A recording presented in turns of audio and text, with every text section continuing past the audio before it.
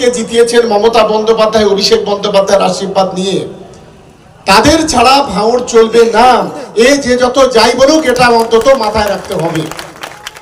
আর আমি আমাদের ছেলেদের বলি, পাগল ছাগল কোথায় কি পোস্ট করছে, কোথায় কি বলছে, টিভিতে বলছে, মাইকে বলছে, ক্যামেরায় বলছে, এসব নিয়ে কোনো গুরুত্ব দেওয়ার দরকার নেই। আমাদের লক্ষ্য একটাই, যে 2026-এ বিধানসভা নির্বাচন আমরা সাংগঠনিকভাবে কাজ শুরু করেছি।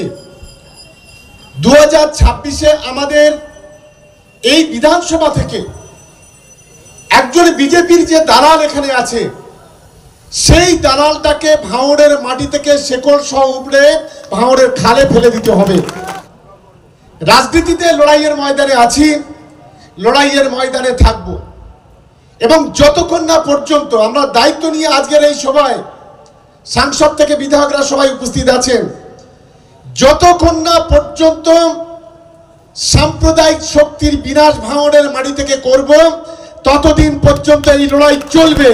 এটা খুব দায়িত্ব নিয়ে, অন্তত বিশেষ করে আমাদের যারা বিরোধী, যারা সাম্প্রদায়িক শক্তিকে মদত দিয়ে ভাঙড়টাকে যারা ধ্বংস করতে চাইছেন, আমি তাদেরকে একটু সাবধান করে দিচ্ছি। আজকে কেউ যদি আমাদের দূর থেকে সভা শুনে থাকেন, যদি কোনো আইএসএফ এর বন্ধু থাকেন, সে হিন্দু হোক, সে মুসলমান হোক, যদি কোনো বিজেপি বন্ধুরা থাকেন, সে হিন্দু হন আর সে মুসলমান হন, আমার তার কাছে একটা প্রশ্ন, 2021 সালে তৃণমূল কংগ্রেসকে হারিয়ে আইএসএফ এখান থেকে জয়ী হয়েছিল, আপনারাই তাকে ভোট দিয়েছিলেন।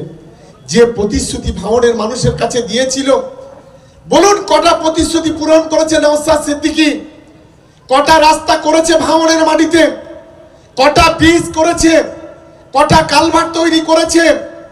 ছেলে মেয়েদের হাতে কলম, পেন, খাতা, পেন্সিল তুলে দেবে বলেছিল, কটা কলম, খাতা, পেন্সিল তুলে দিয়েছে?